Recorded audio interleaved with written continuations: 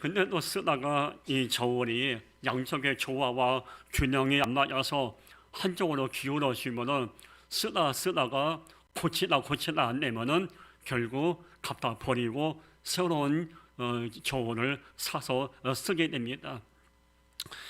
여러분, 우리 인생도 우리 신앙생활도 고장난 저울처럼 한쪽으로 기울어진 채, 한쪽으로 치우친 채 예수 믿고 신앙생활을 하는 이들이 참 많이 있습니다.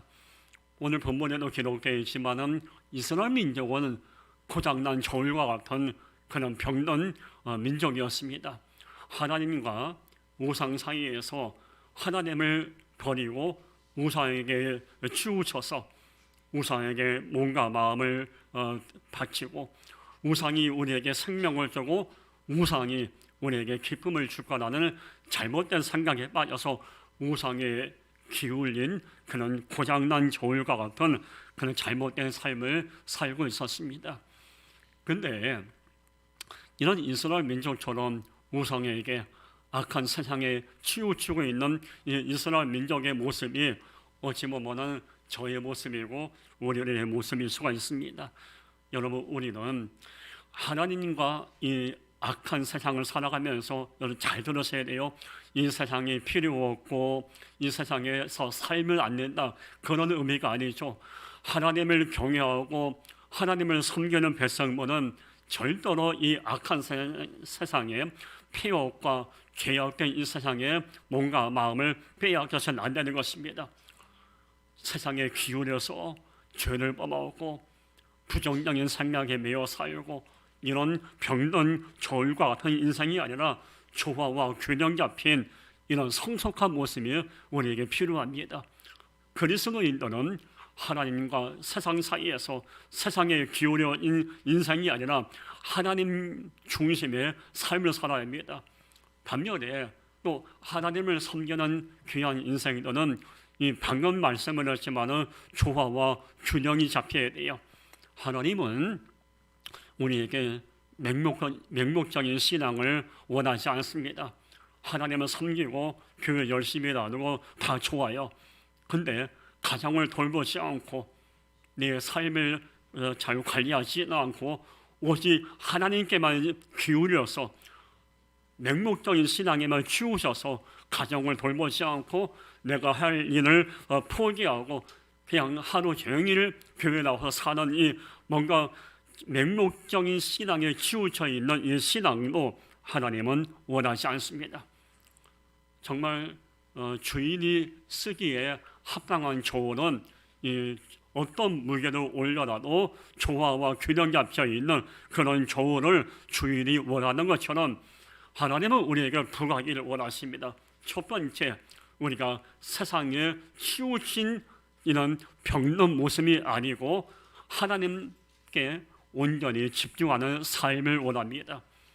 그리고 두 번째, 하나님께 집중하는 삶은 그렇다고 하나님께만 집중해서 자식들 다 버리고 돈도 안 벌고 집에 설거지 다 제껴버리고 교회만 집중하는 이런 신앙도 원하지 않습니다. 하나님을 사랑하듯이 가정도 돌보고 하나님을 경외하듯이 남편과 아내와 부모와 자식들을 섬기는 이 조화와 균형이 잡힌 이런 삶을 하나님께서 우리에게 원하고 계십니다. 오늘 본문에서 하나님은 모세에게 이스라엘 민족에게 마치 고장난 저울과 같은 인생을 살고 있는 이스라엘 민족에게 내가 너에게 말씀을 줄 거니까 넌 그대로 선포하라. 그래서 모세는 하나님으로부터 말씀을 받아서 그대로 이스라엘 민족에게 선포하면서 이스라엘 민족에게 이렇게 말합니다. 너희들과 나는 마치 고장난 저울과 같다. 하나님이 우리에게 많은 사랑을 베풀고 많은 은혜를 베풀었는데 우리는 우상에게 치우쳐 있는 이런 안타까운 모습을 하나님께 얼마나 많이 보여드렸냐. 이제 그러지 말고 우리 함께 기도하자. 우리의 기도 제목은 균형 잡힌 그리스도인이 되게 하옵소서. 우리 이 기도 제목 갖고 함께 기도하자. 모세가 지금 말씀을 선포하고 있는 겁니다. 오늘 본문을 통해서 우리가 첫 번째 받아야 마음에 담을 메시지는 균형 잡힌 그리스도인이 되게 하옵소서. 이것이 우리의 기도 제목이 되어야 합니다. 오늘 신명기 5장 32절 다시 한번 볼까요? 하나님이 모세에게 주신 말씀이고 모세가 백성들에게 선포한 말씀이에요. 그런즉 너희 하나님 여호와께서 너희에게 명령하신 대로 너희는 삼가 행하여 좌로나 우로나 치우치지 말라라고 말씀하고 있습니다. 이스라엘 민족은 애굽에서 나와서 가나안까지 가는 동안에 40년 동안에 너무 치우쳤어요. 하나님의 사랑을 우습게 여기고 하나님을 온전히 섬기지 못하고 아침에 눈만 뜨면은 바알과 아사라 우상에게 달려가서 우상을 숭배하고 죄를 범하고 몸으로 마음으로 죄를 범하고 불평과 원망에 치우쳐서 이런 병든 모습으로 40년을 광야를 걸어온 것입니다.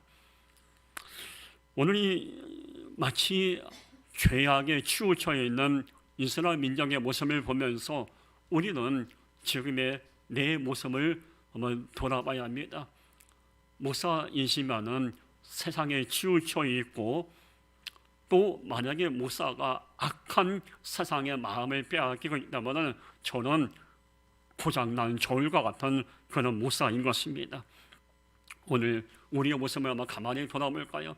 나는 정말 하나님은 우리에게 좌우로나 우로나 치우치지 말고 하나님만 바라보고 하나님만 의지하고 하나님께만 인생의 모든 짐을 내어놓길 원하시는데 우리는 가끔 가다가 하나님을 섬기는 것 같지만은 당장 삶이 어렵고 힘들면은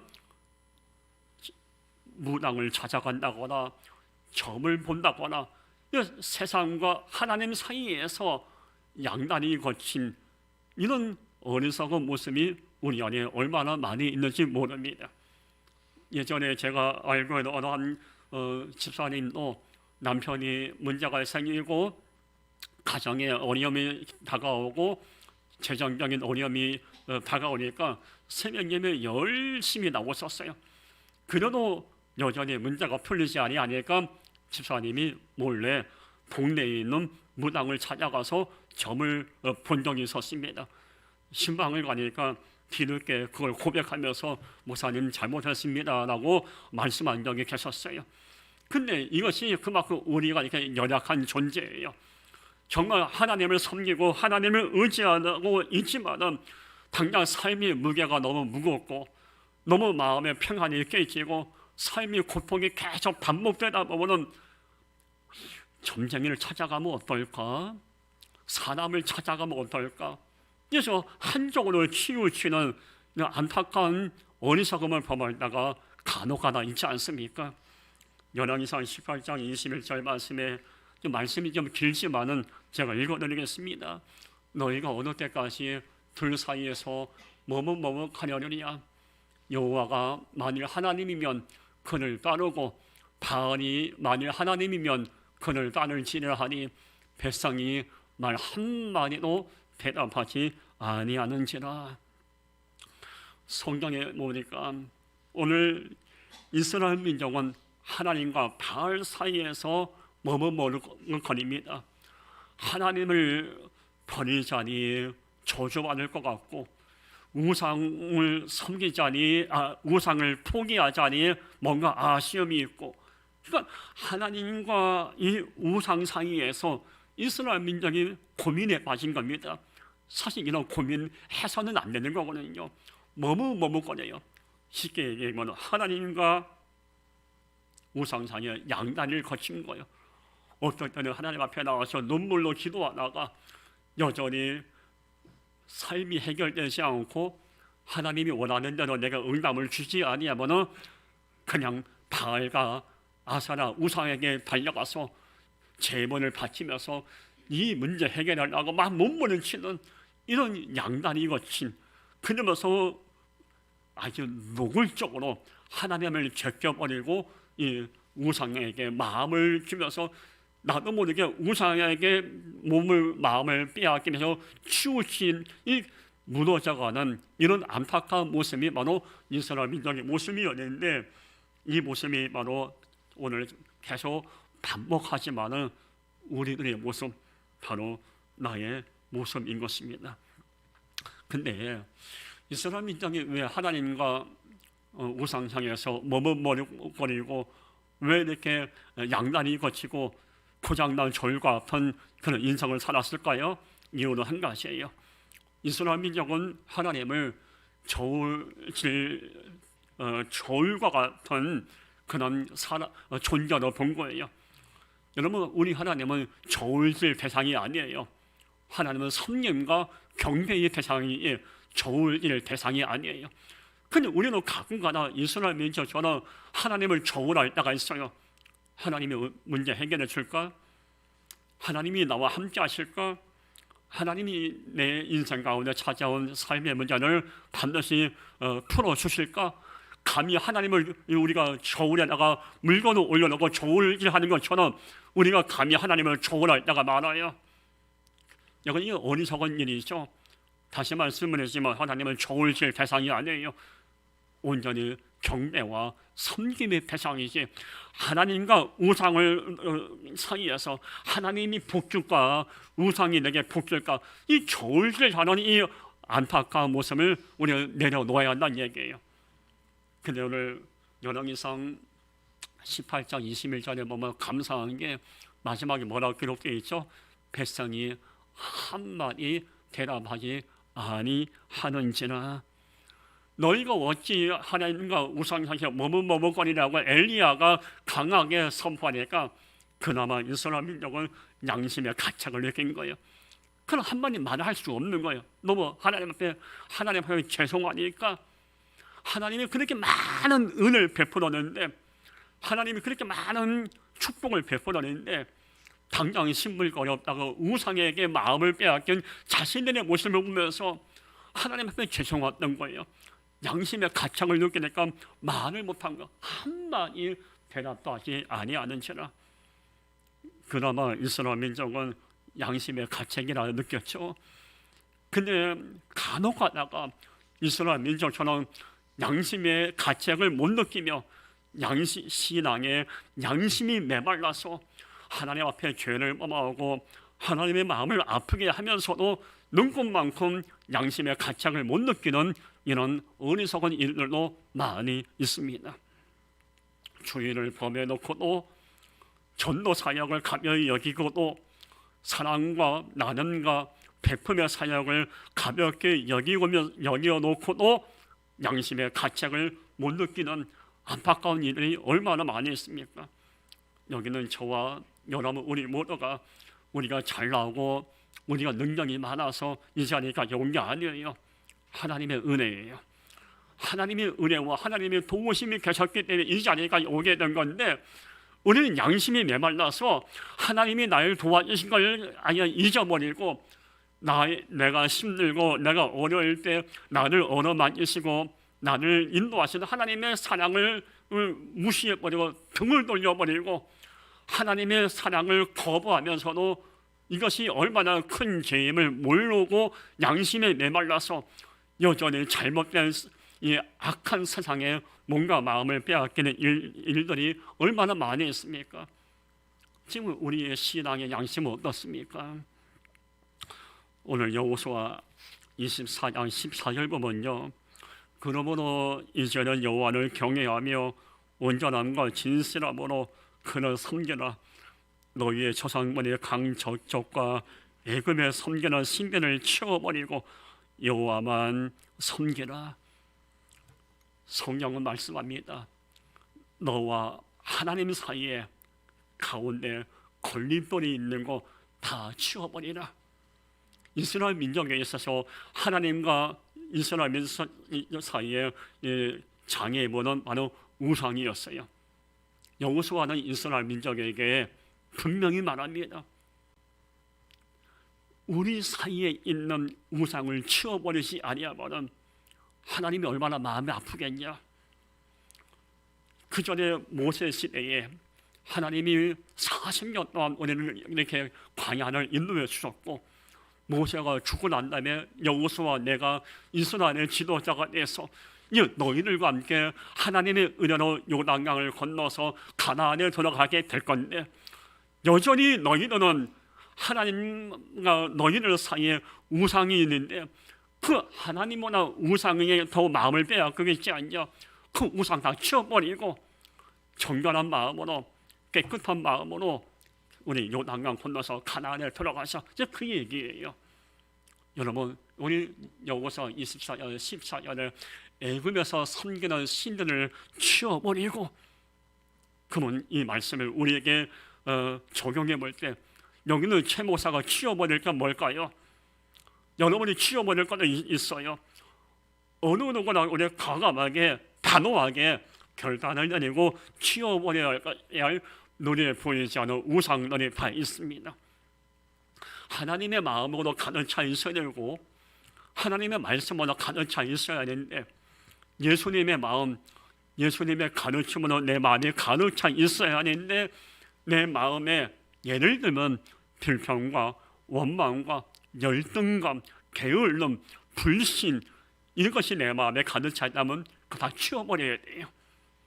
우리 마음에 자리 잡고는 치워버려야 할 것이 얼마나 많은지 몰라요. 근데 많은 사람은 이걸 내 마음에 정리할 것을 정리하지 못하고, 치워버릴 것 치워버리지 못하고 그냥 하나님을 섬기는 척합니다. 이거는 그리스도인의 삶이 아닌 것입니다. 여러분, 삼손과 가룟유다와 아간, 이 세 사람의 특징이 있습니다. 다 처음에 하나님께 사랑을 받았던 자들입니다. 근데 결국은 시간이 지나면서 무너졌어요. 왜 무너졌는지 아십니까? 삼손과 아간과 가룟유다는 욕심을 치워버리지 못했어요. 이 삼손은 정욕이라는 욕심을 정리하지 못했고, 아간과 가룟유다는 금과 돈이라는 욕심을 정리하지 못했어요.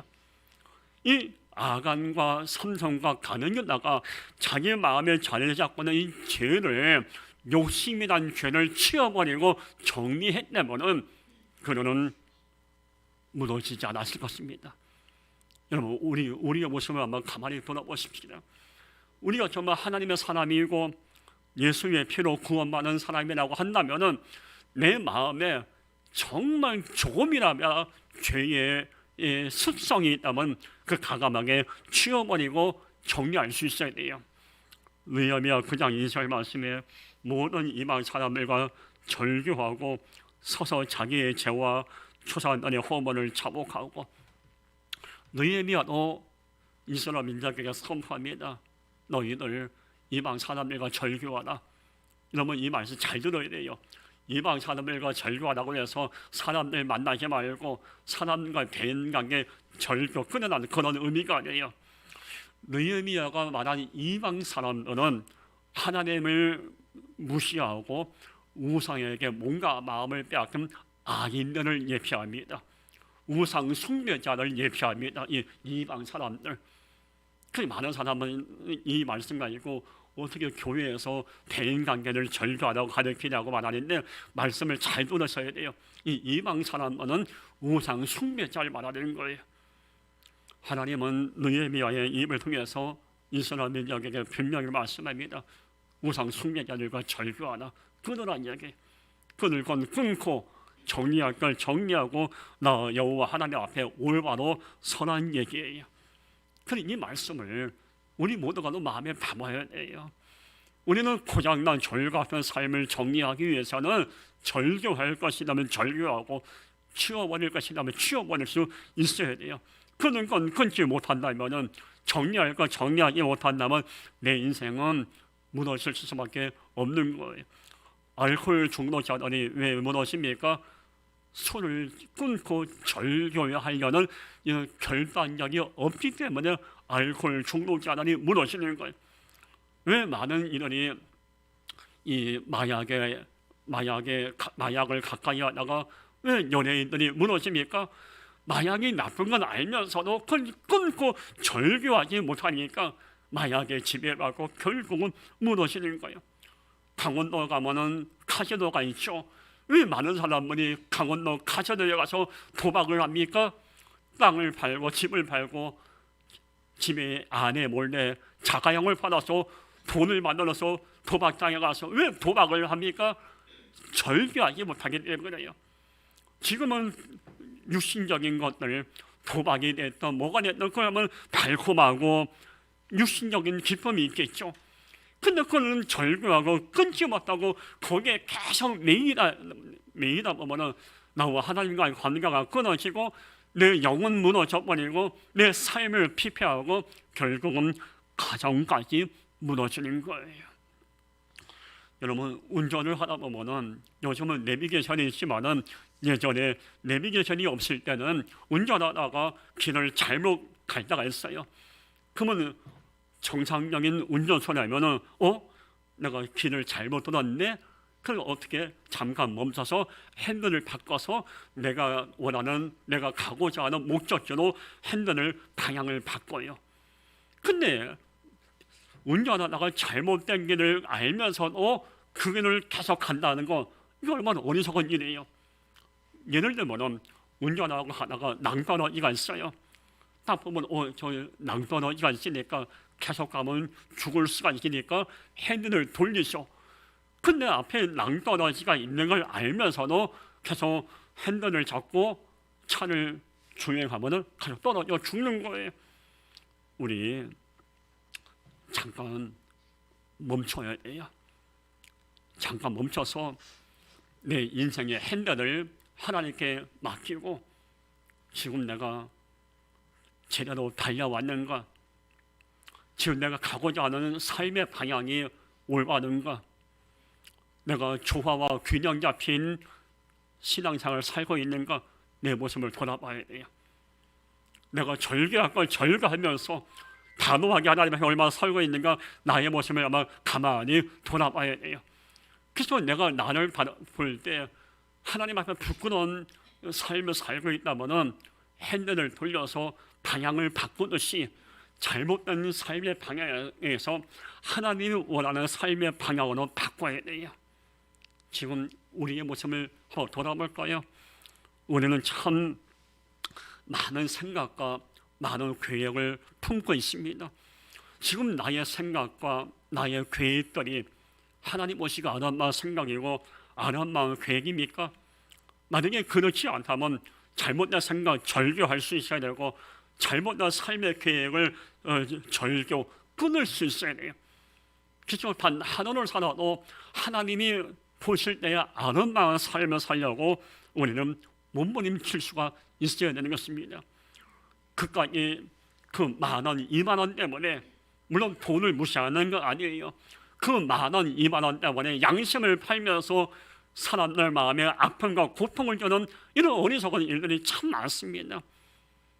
여러분, 지금 우리가 내가 지금 내 삶을 돌아보면서 내 인생의 방향이 정말 하나님 오시고 아름다운 건 우리 끊임없이 내 모습을 돌아보면서 절교해야 할 것이 있다면 미루지 말고 오늘 당장 끊고 정리하고 아버지 앞에 올바로 설 수 있어야 합니다. 오늘 하나님은 모세에게 너희가 절개할 거 절개하고 치워버릴 거 치워버리고 균형 잡힌 하나님의 백성이 되라고 말씀합니다. 그러면서 하나님은 모세에게 두 번째 메시지를 줍니다. 십자가의 길을 도전하지 말라. 오늘 신명기 5장 33절 볼까요? 표준 세번역에 이렇게 기록되어 있습니다. 당신들은 주 당신들의 하나님이 명하신 그 모든 길만을 따라가야 합니다. 그러면 당신들이 차지할 땅으로 풍성한 복을 얻고 오래오래 살 것입니다. 오래오래 잘 살 것입니다. 하나님은 말씀합니다. 애굽에서 나와서 가나안까지 가는 백성들에게 내가 너에게 명령한 그 길만 따라와라. 내가 너의 길을 인도할 거니까 내가 인도하는 대로 따라오라는 이야기입니다. 내가 너에게 제시하지 않는 다른 길로 가지 말라는 얘기예요. 여기는 우리 모두는 목사, 성도, 집사 이전에 우리 하나님의 사람들이에요. 그리스도인들이에요. 그리스도인들은 하나님이 명하신 그 길만 걸어가야 돼요. 죄악의 길, 미움의 길, 저주의 길, 이런 길이 아니라 하나님이 우리에게 말씀하고 우리가 걸어가기 원하셔 그 길을 걸어가야 돼요. 그럼 그 길이 어떤 길일까요? 바로 십자가의 길이에요. 이스라엘 민족은 광야 40년 동안에 광야 길을 걸어갔어요. 그 광야 길은 어찌 보면 십자가의 길이었습니다. 하나님은 우리에게도 이 광야의 길, 십자가의 길을 걸어가기를 원하고 계십니다. 십자가의 길은 어떤 길일까요? 물론 힘들고 어려운 길이에요. 사명자의 길을 간다는 건 말처럼 쉬운 것이 아니에요. 십자가의 길을 걸어간다는 것은 나를 부인하고 내가 누릴 수 있는 권리를 포기해야만 갈 수 있는 것이 십자가의 길이에요. 많은 오해도 받기도 하고 또 물질적으로 정신적으로 손해 아닌 손해를 봐야 갈 수 있는 길이 바로 십자가의 길이에요. 물질을 뿐만이 내 모든 것을 다 내어놓고 최선을 내서 사명을 감당했지만은 사람들에게 배척당하고 배신당하면서도 걸어가야 할 길이 바로 십자가의 길이에요. 근데 하나님은 우리가 그 십자가의 길을 걸어가길 원하고 계십니다. 십자가의 길은 어떤 길일까요? 오른손이 하는 것 왼손이 모르게 남을 섬기고 남을 도와주는 것, 이게 바로 십자가의 길이에요. 소위된 이웃들의 눈물을 어루만지는 것, 이게 바로 십자가의 길이에요. 우리가 정말 하나님을 온전히 섬기는 그리스도인이라면 이 십자가의 길을 걸어갈 수 있어야 돼요. 마태복음 16장 24절에 예수님이 말씀합니다. 십자가를 지고 나를 따를 것이니라. 성령은 분명히 말씀합니다. 십자가 지고 날 따르라. 방금 이야기했죠. 십자가를 진다는 게 뭘까요? 십자가의 길을 걸어간다는 건 뭘까요? 물론 어렵고 힘들어요. 내가 먼저 마음의 문을 열고 상대방을 이해하고 용서하는 거, 십자가의 길이에요. 사실 용서가 말처럼 쉬운 건 아니죠. 그러나 용서하려고 몸부림을 쳐봐야 돼요. 이게 십자가의 길이에요. 근데 여러분, 사실 십자가의 길을 걸어갈 때 누가 알아줍니까? 저 사람 정말 이름없이 필도 없이 나를 도와주고 섬기네. 정말 진실하고 정직하네. 정말 저 사람 정말 법 없이 살 사람이네. 저렇게 기도 열심히 하는 사람 어디 있을까? 이런 칭찬은커녕 오히려 주변 사람들이 우리를 멸시하고 우리를 가벼이 여기고 우리에게 오히려 상처를 줄 때가 많아요. 십자가의 길을 걸어가다 보면 나눔과 섬김의 사역을 감당하고 전도 사역과 선교와 구제 사역을 감당하다 보면 내가 지치고 내가 힘들 때가 많아요. 누구에게 칭찬도 못 받고 인정도 받지 않고 철저하게 내가 가장 이렇게 십자가의 길을 갈 필요가 있을까라는 생각이 들 때도 있습니다. 그렇게 여러분, 세상 사람들은 우리가 십자가의 길을 걸어가면서 하나님께 영광 돌리는 그런 아름다운 모습을 알아주진 않지만은 우리 하나님은 알고 계시고 우리를 귀하게 보실 것입니다. 복음성가 중에 나의 가는 길 주님 인도하시려는 복음성가가 있어요. 참 가사가 귀합니다. 이 가사가 이렇게 되어 있어요. 나의 가는 길 주님 인도하시네. 그는 보이지 않아도 날 위해 일하시네. 주 나의 인도자 항상 함께 하시네. 사랑과 힘 베푸시며 인도하시네. 나의 가는 길, 우리가 십자가의 길을 가죠. 방금 말씀하셨듯이 소외된 일을 섬기는 길, 전도하는 일, 이름없이 필도 없이 교회에 대해서 눈물로 기도하는 일, 이게 다 십자가의 길, 우리가 가는 길이에요. 이때 주님은 오늘 보니까 나의 가는 길 주님 인도하시네. 어렵게 십자가의 길을 가는 우리를 주님은 인도하실 것입니다. 그는 보이지 않아도 나를 위해 일하시네. 우리 주님은 눈으로 볼 수 없고 손으로 만질 수 없지만 십자가의 길을 걸어가는 나를 위해서 우리가 끝까지 완주할 수 있도록 나를 위해서 일을 하고 계시는 분이십니다. 주 나의 인도자 항상 나와 함께 하시네. 사람만은 우리가 실패하고 무너지면 등을 돌려요. 그렇지만 우리 주님은 내가 실패하는 어떤 환경이든지 우리 등 돌리지 않고 여전히 나와 항상 함께 하시는 분입니다. 가사 맨 마지막에 사랑의 힘 베푸시며 인도하시네. 우리가 십자가 길을 걸어가다 보면 넘어지고 또 재정적으로 손에 넘을 때가 있고 억울한 일을 당할 때는 있어요. 그때 우리 주님은 우리에게 찾아와서 우리에게 이 어려움을 이길 수 있도록 사랑의 힘을 공급하고 다시 일어나서 인생의 설계론을 다시 그릴 수 있도록 은혜를 베풀어 주시는 분이십니다. 여러분, 사실 신앙생활 한다는 거 쉽지 않아요. 예수 믿는 거 말처럼 쉬운 건 아니에요. 특히 믿음을 지킨다는 거 쉽진 않아요.